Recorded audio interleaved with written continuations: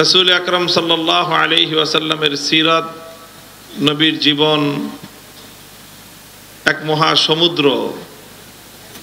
উম্মার জন্য, মানব জাতির জন্য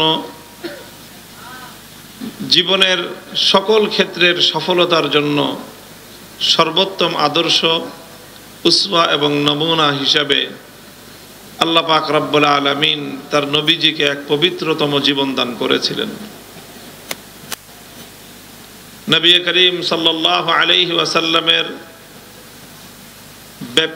বিশাল এবং পরিব্যাপ্ত এই জীবনকে কখনো খুব সংক্ষিপ্ত শব্দের মাধ্যমেও ব্যক্ত করা হয়েছে, আবার সবিস্তারেও অনেকে আলোচনার প্রয়াস পেয়েছেন।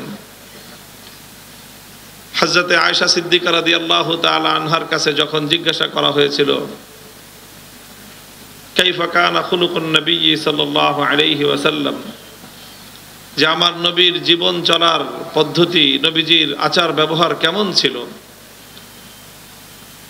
হযরতে আয়েশা রাদিয়াল্লাহু তাআলা আনহা কতই না চমৎকার অথচ খুবই সংক্ষিপ্ত শব্দে তার জবাব দিয়েছিলেন যে কানা খুলুকুহু আল কোরআন, যে তোমরা কি কোরআন পড়ো না, যে কোরআনে কারীমের মধ্যে যা কিছু বলা হয়েছে,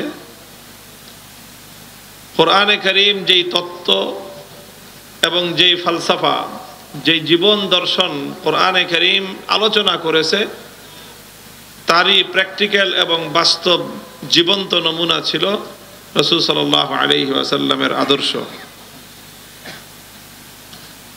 তো কানা খুলুকুহু আল কোরআন, এটা হলো রাসূল সাল্লাল্লাহু আলাইহি ওয়াসাল্লামের জীবন সম্পর্কে বর্ণিত সবচেয়ে, আমাদের মাদ্রাসার ইলমি পরিভাষায় বলা হয় জামে মানে, সবচেয়ে ব্যাপক অথচ সবচেয়ে সংক্ষিপ্ত যে বর্ণনা, যে কানা খুলুকুহু আল কোরআন।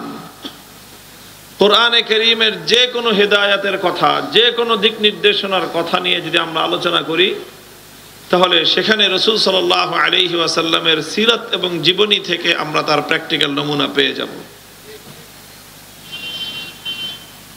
লা ইউমকিনুস সানাউ কামা কানা হাক্কুহু বা'দা খুদা বুজুর্গ তুই কিসসা মুখতাসার, যে আল্লাহর রাসূল সাল্লাল্লাহু আলাইহি ওয়াসাল্লামের প্রশংসা করতে গেলে সেটা নবী যেমন ছিলেন তেমনটি প্রশংসা করা দুনিয়ার কোনো মানুষের পক্ষে সম্ভব নয়। দুনিয়ার কোনো মানুষ তার নিজের ভাষার মাধ্যমে নবী করিম সাল্লাল্লাহু আলাইহি ওয়াসাল্লামের যথাযথ পরিচয় তুলে ধরতে পারবে না। শুধু একটা কথাই বলা যায়, বাদাস খোদা বুজুর্গ তুই, যে আল্লাহর পরে, স্রষ্টার পরে গোটা সৃষ্টি জগতের মধ্যে সর্বশ্রেষ্ঠতম সত্তা, পবিত্রতম সত্তা, নিষ্কলুষ সত্তা, পূর্ণাঙ্গ সত্তা, সুন্দরতম সত্তা মুহাম্মদ সাল্লাল্লাহু আলাইহি ওয়াসাল্লাম। মুহতারাম হাজিরিন, এই জন্য আল্লাহর নবীর সিরাত এবং নবীর জীবন ব্যাপকভাবে আলোচনা হওয়া প্রয়োজন, সিরাতের চর্চা হওয়া প্রয়োজন। আধুনিক কালে আমাদের জাতীয় এবং আন্তর্জাতিক জীবনের প্রয়োজনীয় প্রতিটি ক্ষেত্রে আমাদেরকে সিরাতুন নবী থেকে সমস্যার সমাধান, চ্যালেঞ্জের মোকাবেলা করার পদ্ধতি সন্ধান করা প্রয়োজন। আজকে আমরা বাংলাদেশে যেই পরিস্থিতিতে আমরা উপনীত আমাদের জাতীয় জীবনে, একটা তো আছেই যে এই মুহূর্তে আমরা বাংলাদেশ তার ইতিহাসের অন্যতম গুরুত্বপূর্ণ একটা টার্নিং পয়েন্টে আমরা উপনীত। জাতির ইতিহাসের বাক বদলকারী, মোড় ঘুরানো একটা সিচুয়েশন, একটা পরিস্থিতিতে আমরা আজ উপনীত। এখান থেকে জাতি উন্নতির দিকেও উন্নীত হতে পারে, আবার জাতি অবনতির দিকেও অবনত হতে পারে।